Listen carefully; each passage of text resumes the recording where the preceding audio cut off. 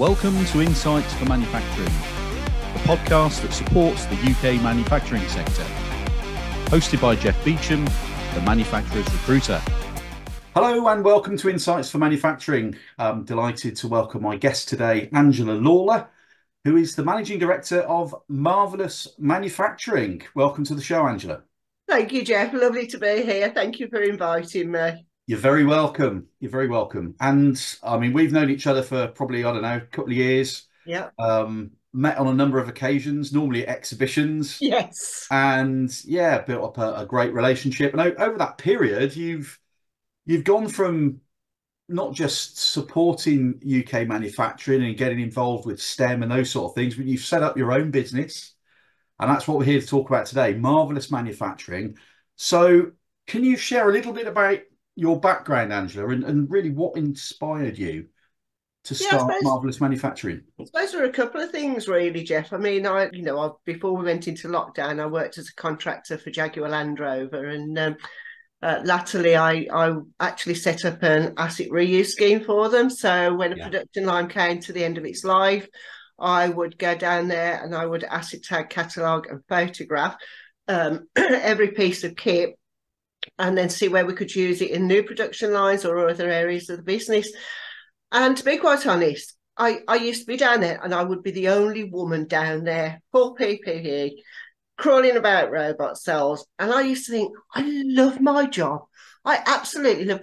You'd often see me with 2 metre by 2 metre pieces of Bosch Guardian, slinging them about, because I don't want to go and ask the guys to help me. So I'd be doing stuff about. And I loved it. And got dirty hands. Who cares? I can always go and wash them afterwards, Yeah. But, as I say, why haven't we got more women down here doing this? Why haven't we got more young people down here? And I think that's what sparked it originally, And then, of course, when we went into lockdown and JLR got rid of all of us contractors, because obviously they had no way of supporting us, I started to think about manufacturing and I really missed it. I miss not being in it. I think it's definitely in my blood, without a doubt. So I started then connecting with more people on LinkedIn, more manufacturers and people within the industry. And that's when I started to hear that we were having a huge problem with young people coming in. And I couldn't understand that. I think because I love it so much, because I enjoy it so much, I couldn't understand, why wouldn't anybody else want to come and do this? There are lots and lots of different types of jobs that you can do. I could tell you about every piece of a kit, in JLR that I worked with, about the robots, about the grippers, the tool changes. I could tell you everything. But I'm not an engineer. I've got no engineering qualifications. People like me who are more creative, more hands-on and learn on the job, I feel we're missing out on those young people because we focus so much on STEM and science and maths. We're missing out on another huge tranche of young people. And I think all this sort of inspired my passion. Why aren't we getting young people in? Why aren't they hearing about all the amazing thing that manufacturers are doing? And it just really took off from there, I think, Jeff. You've hit a point there that sort of resonates with me in that, science, engineering, maths. I don't know the actual figures, but, I would imagine that there are a lot of youngsters that are either worried about applying for certain roles or an apprenticeship or an engineering apprenticeship if they haven't got a maths exam pass or they haven't got a good grade in maths. I mean, maths isn't for everybody. No. But you can pick up certain elements of maths that you need for a role. I mean, a lot of the stuff in the maths curriculum you don't need for so much in life, really. Yes. I know they've got to teach a broad range of stuff. And for some roles, you will need a really high level of academic achievement in whatever topic. But maths, I think it's going to put a lot of people off straight away. And they're probably going to assume, I can't do that because I didn't get maths, or, there's no point me applying for that because they're going to want a good maths result, And again, I think when you're learning maths in school, you're learning out of a textbook and you don't know how it applies to jobs in real life. Yeah. And again, I think we need to show students that connection. This is why you're learning this. This is where you would use it. Yeah. I must admit, I didn't do particularly well at maths. However, number formations absolutely fascinate me. I love numbers. Yeah. And I think maybe if my maths teacher had picked up on that or I'd expressed an interest, maybe things could have been differently. Maybe I'd have done a lot better. So again, and I know, I understand it's hard when you've got a class full of 30 students and you've got noisy ones and those that don't want to work. And, I know it's hard because you haven't got time to devote to each student. So Yeah. I don't know. I don't know what the answer is there, but I really think we need to make it more relatable to the workplace. Yeah, absolutely. So Marvelous Manufacturing, then it's up and running. You've hit the ground running. You've got a number of successes under your belt already, I know. Yeah. What can you just tell our audience about the range of services that you're providing, and who are they for? So what do you do in essence? Yeah, absolutely. I mean, obviously, the main thing is for manufacturers, because I know that there are manufacturers out there who would like to engage with schools, Yeah. but haven't got a clue where to even start. And it is quite difficult to connect with schools because careers leaders are busy. And Yeah. you need to find where your local school is, find who the contact is, then try and get hold of them. And so for manufacturers, it's very much I haven't got time to do any of that. So what I try to do is I try to work with manufacturers, and there's three levels. Either I can help you and show you how to connect with the schools, how to plan out your program of engagement, and give you some tips and advice, and just send you on your way with the toolbox. Okay. Or I can do more hand holding where I help you to create your program. I will connect with the schools for you, and do all that groundwork initially. Or the third is that I will actually do everything for you, and I will go into schools for you and deliver that program to your local schools as though I work for your manufacturing facility. So Right. there's three levels, really dependent on how the manufacturers want to get involved and how much time they've got. But I would say for any manufacturer, you're probably looking at about 4 hours a year. Now, in the big scheme of things, that isn't a huge amount of time to actually go into schools. And if you've worked with me and we've got your program sorted out, you're going in fully armed to Yeah. deliver a real value to your business, because you will get something out of it. So it's manufacturers.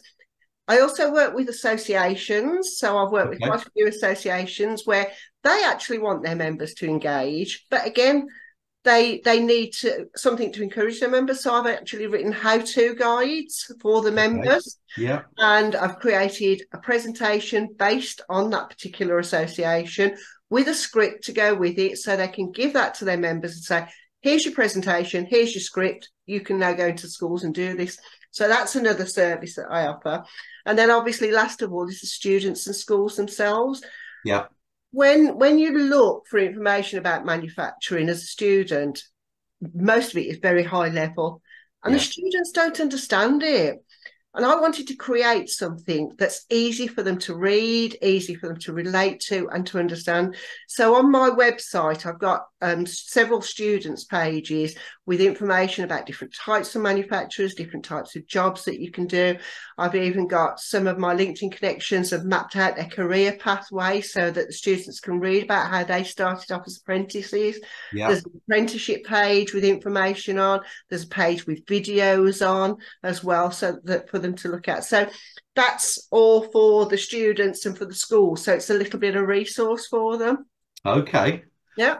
So you're providing an essential link really between manufacturing, the school, so the education, manufacturing, and then the wider industry in terms of trade associations, Yes. really. Yeah, Right. absolutely. Yeah. Okay. Yeah. Have there been any sort of standout moments for you so far with Marvelous Manufacturing? A particular project, or what's given you the greatest level of sort of pride and satisfaction so far? I think one of the projects that I'm working on at the moment, an amazing manufacturer, and it's really exciting. And what we've done is we've set a competition for some local schools, but Okay. we're actually bringing the teachers into the manufacturer's facility before the competition is launched. And then during the course of the competition, which will be over a complete school term, Yeah. we're actually bringing the students in as well to the manufacturing facility. So we've got 4 schools that we're working with. But what really got me was that my client said to me, I've actually created a 5th team. And I said, oh, okay, who's your 5th team? And they said, my apprentices. Brilliant. Yeah. So they've actually set the project for their own apprentices so that their own apprentices can work with their engineers in the business, get to Yeah. know them better, get to understand the parts and everything that they're using better. And I thought, what an amazing idea. So when you work on projects like that, you think, yes, this is worth it. This is what I do it for. Oh, that's amazing. And Yeah, obviously the feedback that you will get from the apprentice side of things, that is, you can relate that then to the school kids, can't you? Because yeah, there's not going to be hardly any age difference. They might, the apprentices might be a year or two older. These are the people that have just been on this journey. These are the learns and what they've found from it. So that's a absolutely. And great I think source of inspiration.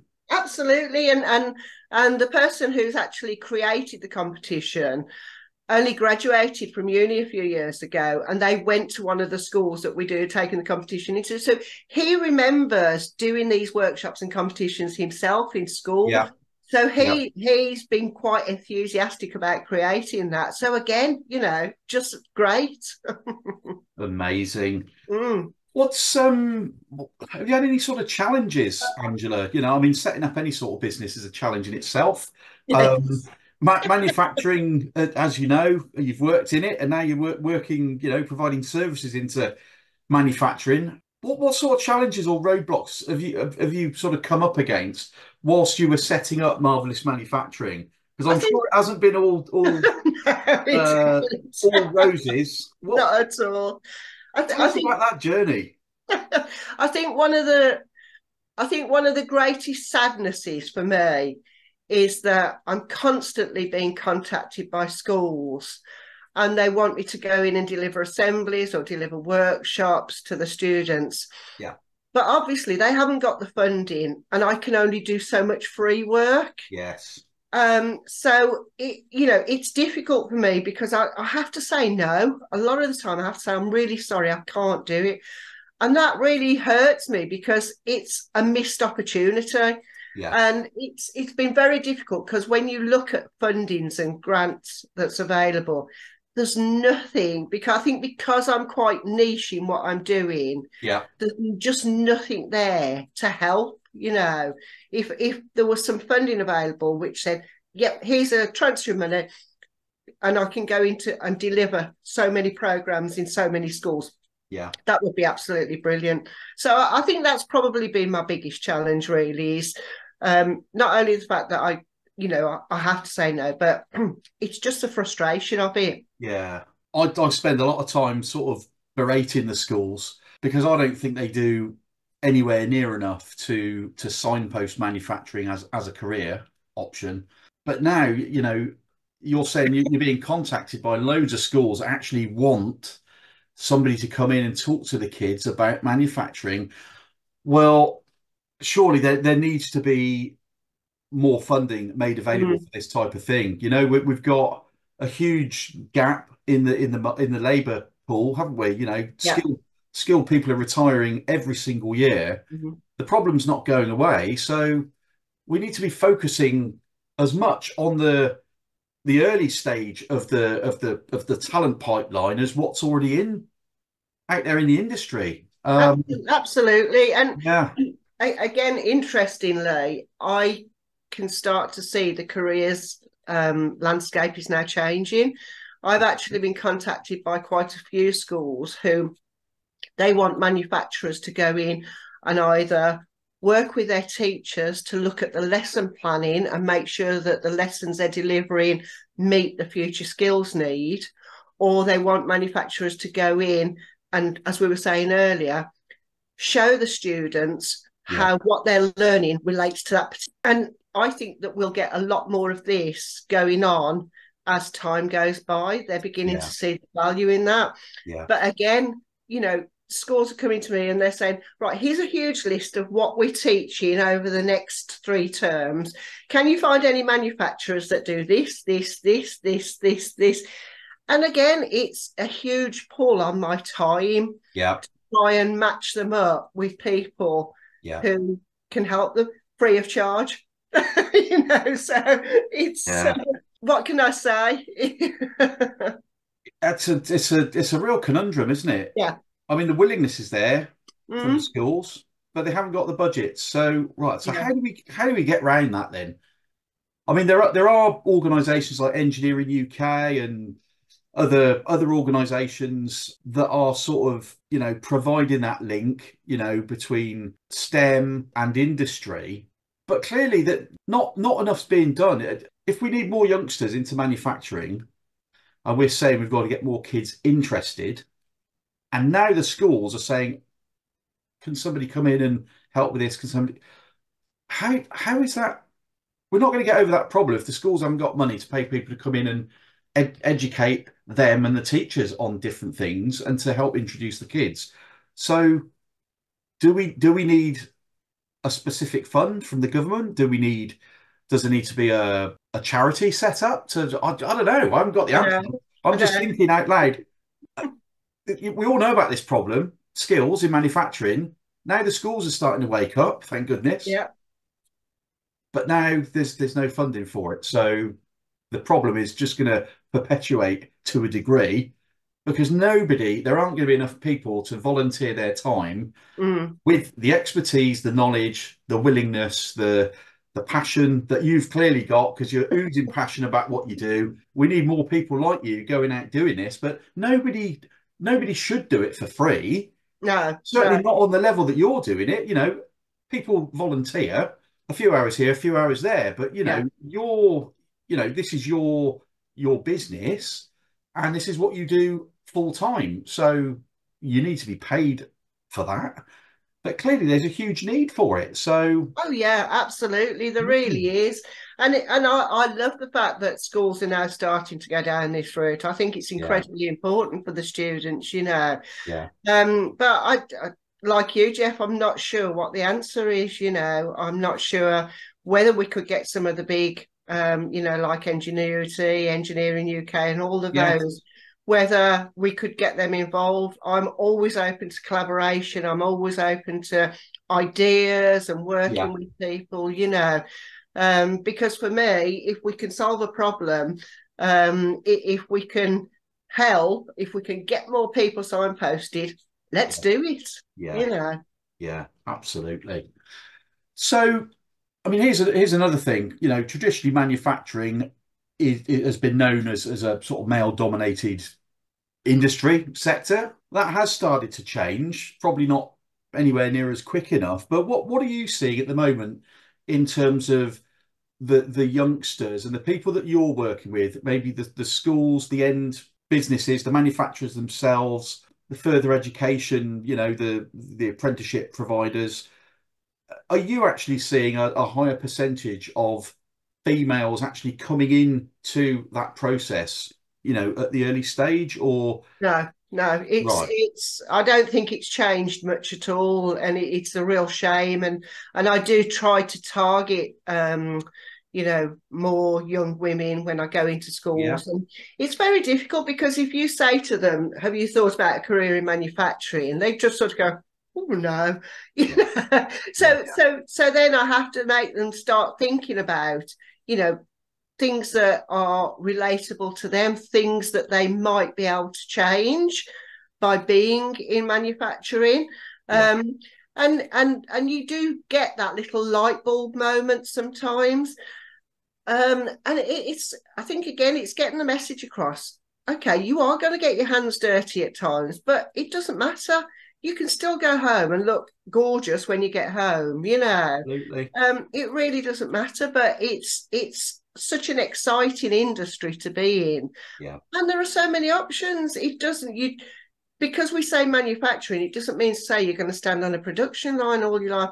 We need people in HR, Yeah. marketing, there are lots and lots of ways you can get involved. And in fact, when I was at JLR, I I was very proud to talk to one of the managers there. She managed the forklift trucks in JLR, Mm. and she told me she was the first female forklift truck driver at JLR all those years ago. And I thought, what an amazing woman, Yeah. Yeah. and but they're so few and far between. It's a real shame. I was talking to somebody the other week, and she said her friend had always wanted to be a welder, but she wouldn't enroll on a course because she knew there would be only males on the course. Yeah. And I just think, well, how do we change that? It's a difficult one. But like, as you say, I mean, there's things like purchasing. You could be a buyer. Yeah, Um, the fact that you do a manufacturing or an engineering apprenticeship for, 2 or 3 years to give you an all-round understanding of engineering and manufacturing, mm, you could then start going down different avenues, quality being yeah. one, sales, Health and um, safety. account management, health and safety. There are so many things, if you're going to be a good procurement manager or a procurement director of the future, you're going to go into the buying environment. You've got to know a little bit about the commodities, the Yeah, materials, the processes. yeah, It'll set you in good stead, but it doesn't mean to say you're going to be working for the rest of your career on the factory floor, that's right. Yeah, yeah. Um, so it is an interesting one. And what about the sort of the language, the terminology, the sort of etiquette, if you like? But I suppose youngsters have got a way of communicating that maybe people like you and I, we've moved on, we've grown up, been at work for God knows how many years. So we have a way of communicating, and particularly within manufacturing, there's a bit of a lingo, a bit of a terminology. Everybody really knows what everyone else is on about. But there's a huge gap between articulating all of this to a youngster. And Yeah. I know some of the work that you're doing is with the manufacturers and the schools, but what is it? Is there a particular way or a particular process that you're using or trying to teach others how to engage with the next generation? Because it's no good just Yeah. saying we need apprentices, we need some young people to come and work in our factory. What sort of language are you using? Is there any sort of It's approach that you need to use? it's really, really important, the language that you use. The report that Engineering UK commissioned, one of the things that I read in that was that a lot of the apprenticeship posts will use the word technician in the job description, Okay, and it will put young people off applying because they don't consider themselves to be a technician. right. Simple things like that. The use of language is really important, and I say to people, the language that you use in your business, you might understand it and your employers might understand it, but it's gobbledygook to a 15-year-old. It really Yeah, is, yeah, So it's really important on your website, if you have a careers page, think about the language that you're using. When you're talking to students, think about your language in your yeah. presentation. It was quite funny, actually, because when we were at the advanced engineering a couple of weeks ago, I was talking to one of the manufacturers that was exhibiting there, and they developed a machine to take into schools, specifically to take into schools. And what happened was, as the air was sucked out of the machine, a balloon inside inflated. And the lady I was talking to said, well, we invented this and we've taken it into schools. But the kids look really bored. They look as though they're half asleep when we show them. And I said to them, so how can they relate to it? And she went, I don't know. So I said, when I go into schools, one of the first things I say is that if it wasn't for manufacturing, we'd all be living like Neanderthals. Yep. We have to hunt our own food. So forget KFC. And at that point, this woman put her hand up and she went, hang on a minute. Our machines are used to extract the spices for KFC. There's your relatability. Yeah. That's where you should be targeting them. Yeah. And that is really important. You've got to have that relatability.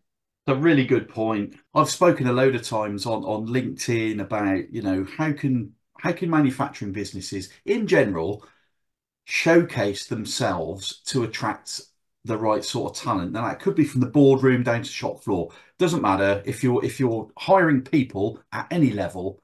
It's not just, well, we've got a job and we're going to interview you for this job, and if we think you're right, you can come and join our company. No, no, no. It's Mm. very much a two-way thing. Yeah, You're not sending out the right signals. You're not being really proud and transparent and inspiring somebody, absolutely compelling them to listen or to take notice.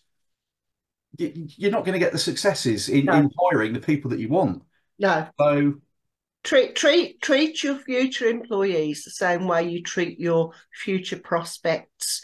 yes, Nurture them, use the right language, find their pain points, and direct content related to them. it's got to be relevant, hasn't it? Yeah. Yeah. Yeah. Okay. So, for any manufacturing businesses or schools for that matter, looking to partner to promote manufacturing as a career, what advice would you give them, Angela, based on your experience of what you've set up? I think, basically what we've been talking about earlier, it's really important that we get across to students, the different types of career that they can have. Yeah. It's not just all about STEM, that if you're creative, there's a place for you. The different options. Okay, university is a route, it certainly is, but so is apprenticeships. It's a Yes. great route, it's a great way to earn and learn. And again, it's the different types of manufacturers that we've got. It's letting the students understand all those different options, because how can we expect them to make an informed choice if they're not armed with all the facts? It's Yeah. as simple as that. So it's really getting that information across to them and, letting them know there is a great choice of careers. Absolutely. And just going back to something you said earlier, around, Mm. collaborating, we we see collaboration in business for commercial reasons. Certain businesses collaborate together to come up with a new idea for the market to make it happen and all the rest of it. Is there enough collaboration between the various stakeholders in this topic, i.e., industry, education? I want to say education, further education. So, your training and apprenticeship providers, and then the schools themselves. I mean, I know there's some really, really fantastic work going on. People like, Adam Tipper with Next Gen Makers, Make UK, loads of apprenticeship academies doing a great job. But does the whole thing need to get a lot even closer? I don't It know. does. It does, because there are so many, and there are so many STEM providers going into schools. And as we've said earlier, there's so many organisations and associations all pushing. You've got like Design and Technology Association, Yeah, even Gatsby are jumping on the bandwagon now, and trying to engage with employers and trying to get them into schools. There are so many boats in the sea. yeah, We should all be on one ship. yes, Simple as that. yeah. Not fighting each other, not, oh, you're stepping on my toes. We should all be on one ship, because we've all got one aim and one great cause. And I think there is, we should use that as a strap line, shouldn't we? We should all be in this together. Yeah. Well, what we need to do is keep talking about it. There's the first start, and hence that's Yeah. what we're doing today. Brilliant. Okay, so in terms of the future, marvelous manufacturing. What's in the calendar, Angela? What have you got planned? Anything exciting in development that you can talk to us about? What's the next 12 months looking like? It's looking pretty good, to be quite honest, Jeff. It's just seeing the momentum grow over the last 12 months. It's Yeah. just been really good. And I'm getting more and more people now are starting to connect with me and message me and say, they're either saying, think you're doing a brilliant job, love what you're doing, or really like to get involved, or they're saying, okay, how can we do this? You know, what can Yeah. we do? Because we want to do something now. And it's so nice. You know, I went to see somebody a couple of weeks ago. They don't need to employ apprentices. They only have one a year, so and they don't have any problem. They don't need really to do anything with me or to engage with schools, but they want to because they Yeah. feel they need to help to get that word out there. And Yeah. I really admire companies like that. Good for you, you know. And a good it's because it's great for your corporate and social responsibility as well to show that you're doing Absolutely. stuff like that. So yeah, it's lovely to have so many positive messages coming through all the time, and um, I'm hoping that there's going to be a few very, very exciting things happening in the new year, which I can't talk about at the moment. But Okay. You've got me now. I'm wondering what all that's about. So we'll have to have a catch up on the other yeah, side of absolutely. Christmas and find out what's going on. So okay. Well, Angela, it's been a pleasure to talk to you today about marvelous manufacturing and all the opportunities out there for youngsters in the sector. So thanks for joining me. That Thank wraps up you. another episode of Insights for Manufacturing. So I hope the listeners and viewers have enjoyed the show. And look out for the next episode of Insights for Manufacturing. See you next Thanks, time, Jeff. and bye bye.